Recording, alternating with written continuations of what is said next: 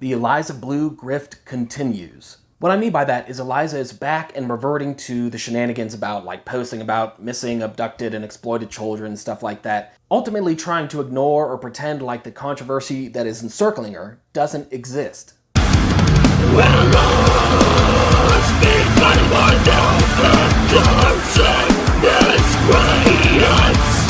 Hey, this is Greg Coy from The Breakdown. If you're new here and checking out the channel on YouTube, go ahead and hit that subscribe button. Also, feel free to follow me on Twitter at GregHoytLET. Anyway, let's get on to the video. So on the morning of February 5th, Eliza Bleu took to Twitter and did what she's been doing for the past number of days, posting something completely unrelated to the growing controversy pertaining to her funny business regarding getting people banned and suspended off Twitter, and now getting privacy violations sent out to YouTube content creators, which we'll touch on that in a little bit. As for one of her most latest posts, it's pretty much the same song and dance that she'd been utilizing to really catapult into fame, at least fame in the Twitterverse, where she was talking about CSE-based materials getting removed from Twitter, which, don't get me wrong, the idea of those types of materials being removed from Twitter, that's an awesome thing. It's great to hear. But she is once again attempting to kind of claim or take credit as though she did something to get these materials removed off of Twitter, which I fail to see what exactly she's done other than complained about it. It's not as though Eliza herself went and found 400 some odd thousand accounts that were posting this material and getting them banned one by one. She's had her hands full trying to get people banned for those just talking about her past and sharing inconvenient truths about her. But thankfully, a lot of people in the comments and the replies to her trying to take credit for this CSE material removal, they're not buying it. They want her to address the elephant in the room, aka the funny business pertaining to her past and her efforts to get people deplatformed in silence who are merely criticizing her and sharing hot takes, opinions, and, let's face it, the truth. Now, for those of you that follow that umbrella guy on Twitter and on YouTube, he recently dropped a video that delves into that weird allusion to legal proceedings that it appears Eliza is trying to kickstart, and it's somehow involving Twitter and Twitter users and arguably YouTube content creators. Now, if you guys haven't seen that video, I'm going to go ahead and leave a link in the description so that way you can get the hot take from that umbrella guy, because he does a good job of summarizing those chain of events, the allusions to the legal stuff that Eliza's trying to get into motion, and also how Twitter's head of trust and safety is kind of ensnared in this nonsense, which, I mean, she's a whole different story. She's a different can of worms. You know, it's one of those new boss, same as the old boss type of thing, at least from my perspective.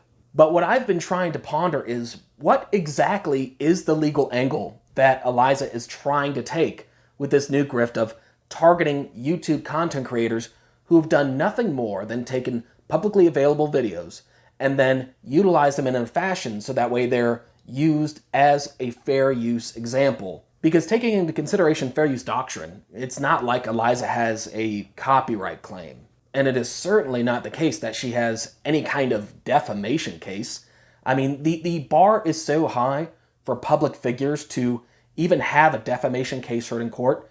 She just doesn't have it. A lot of these people, they've shared their opinion, they share their suspicions, but they've also shared a majority of just hard facts, hard information, presenting and commenting on literal videos that Eliza Bleu has been in under various different monikers, whether it be under the Eliza Cuts, Eliza Seep, Eliza Knows, whatever the moniker is.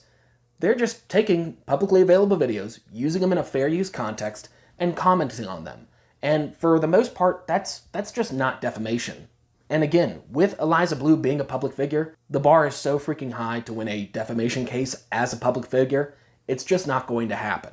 I mean, I guess maybe she's trying to toy around with the idea of intentional infliction of emotional distress, but again, realistically, that crap will just get tossed out, because you can't claim emotional distress when people are reporting on factual events. I mean, so to keep it short and sweet, yeah, I don't think she has much of a legal case. But coming back to the point, we're talking about the Eliza Bleu grift and how she's resuming it now. She's gotten back on course, going back to the grift, and everything else is background noise, at least, from her perspective, so it would seem.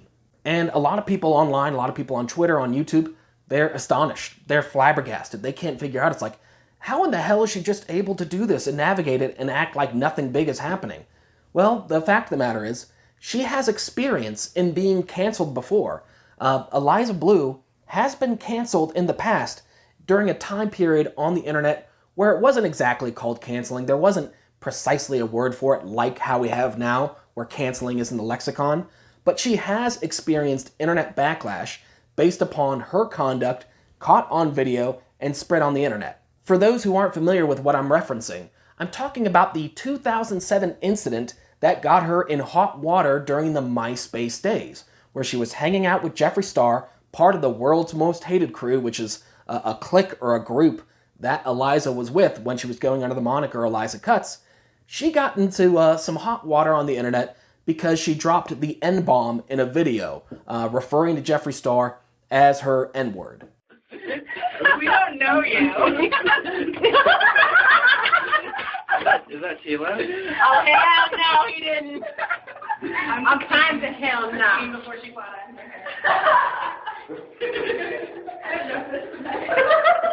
This is my nigga.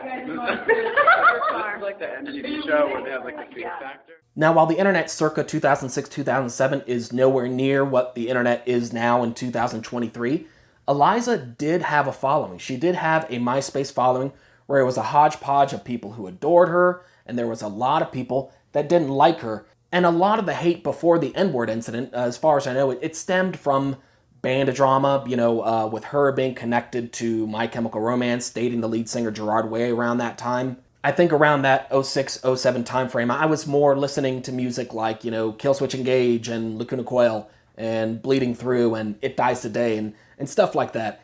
I knew who My Chemical Romance was, and I listened to some of their stuff, but I wasn't like one of those ardent fans following the band drama, and thus, as an extension, I wasn't following the scene drama. But Eliza Cuts was a big part of the scene drama, and she managed to enrage that scene music base with the N-word video featuring her and Jeffree Star. Of course, she also had the breakup with Gerard Way when Gerard Way split paths with her and wound up getting in cahoots with that gal from Mindless Self-Indulgence. So make no mistake, she had the equivalent of what could be best described as a canceling in 2007.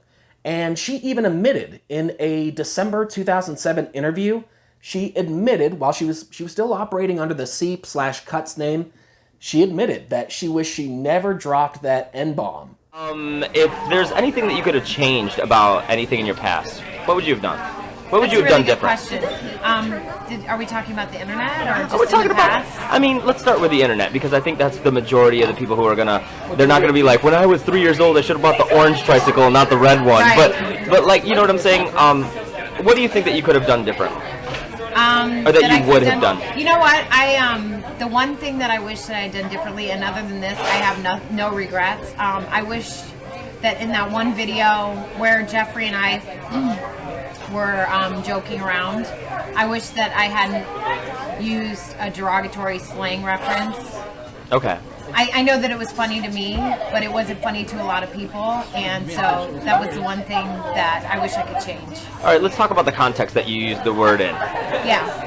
Okay, explain to me, because I think that a lot of people are going to be like, oh, she was running around burning crosses on motherfuckers' lawns and shit. Right. What did you do? That would have been so much better. I said about Jeffree, I said, this is my nigga. Uh-huh. And people thought that I was saying the N-word, and I would never. Which essentially it is. But if you notice, she was able to navigate past that, meaning that she has experience in navigating these things. When you go through something unpredictable once, you don't really know what you're doing. You're navigating it as it goes. You're like Stevie Wonder and playing it by ear. But now Eliza knows how to navigate this stuff, or she has experience in navigating it.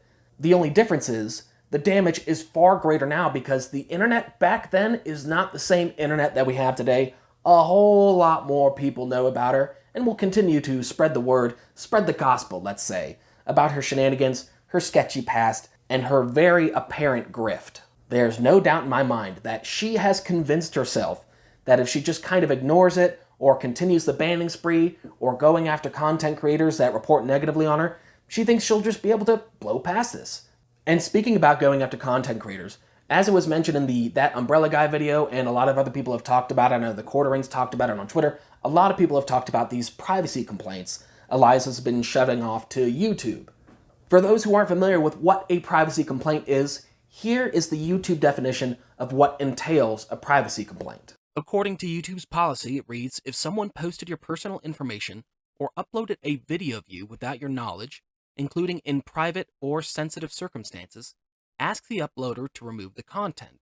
If you can't reach an agreement with the uploader, or if you're uncomfortable contacting them, you can request to have the content removed based on our privacy guidelines. Now, the Cliff Notes version of the criteria for removing content has some pretty important aspects that need to be taken in consideration, considering the nuanced nature of Eliza Bleu and her frivolous complaints about privacy issues. It reads, for content to be considered for removal, an individual must be uniquely identifiable, and that individual, or their legal representative, must submit the complaint. If you want to use the privacy complaint process, make sure that you're uniquely identifiable within the content when using the privacy complaint process. When assessing if an individual is uniquely identifiable, we consider the following factors: image or voice, full name, financial information, contact information, other personally identifiable information. But this is where the policy gets really good. It reads, when you report a privacy complaint, we consider public interest, newsworthiness, and consent as factors in our final decision, as well as whether the video shows a person's moment of death or critical injury. Now here's the kicker. When you read into the language of YouTube's privacy policy, they explicitly note that they take into consideration the newsworthiness of a particular topic, which the fact of the matter is, not only is Eliza Bleu a public figure, she's been a public figure for a hot minute. She's been in way too many articles, done way too many podcast appearances, has in excess of 250,000 followers on Twitter, and has conduit with some of the biggest names in the public sphere, so she's not able to skate away from being a public figure and thus open to public criticism. So in my honest opinion, if YouTube wants to maintain any semblance of, just being completely unbiased in this matter, which I don't think Eliza has any pull over at YouTube. She's got it at Twitter, but not YouTube. They're going to probably review the situation, review the videos in hand, take a look at the Eliza character, and YouTube will probably just dust their hands off this and say, you don't have a privacy complaint here because you're a public figure and people are reporting on topical matters of a newsworthy note. Anyways, guys, that's pretty much the long and short of it. The Eliza Grift continues, and it will probably continue going until there's just something that completely derails the Eliza train. What it is, I don't know exactly what it's going to be. Still, nonetheless, drop your comments below because I want to hear y'all's feedback and your insight. That was The Breakdown. Peace.